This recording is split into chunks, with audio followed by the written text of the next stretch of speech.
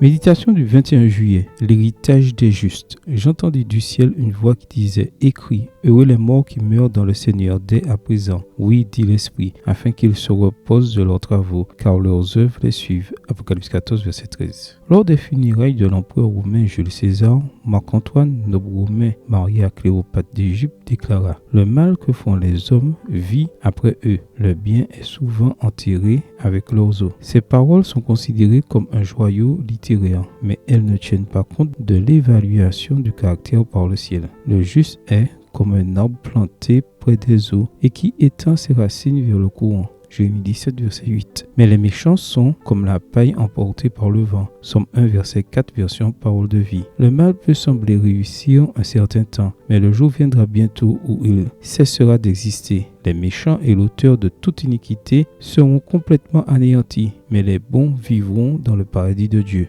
La vérité est éternelle. Les jeunes qui suivent le bien et la vérité auront un héritage éternel avec les saints. Le véritable sens de la vie est de la vivre en se mettant au service de ses semblables de manière désintéressée. À l'occasion de la mort d'Abraham Lincoln, il a été dit à juste titre: maintenant, il appartient au siècle. Si un jeune homme ou une jeune femme illumine aujourd'hui la vie de ceux qui l'entourent, s'il ou elle aide à porter le fardeau d'un ami ou d'un voisin, ou si un égaré est conduit à son sauveur, il ou elle n'aura pas besoin qu'un monument coûteux soit érigé pour perpétuer son nom. Les monuments de la grâce de Dieu ne vieillissent pas et ne s'effritent pas. À sa manière, l'écrivain et dramaturge français Pierre-Jules Renard a exprimé le message de notre texte d'aujourd'hui. La récompense des grands hommes, c'est que, longtemps après leur mort, on n'est pas bien sûr qu'ils soient morts. Et toi, vis-tu pour servir ton prochain de manière désintéressée? Recherches-tu la bonté et la vérité dans ta vie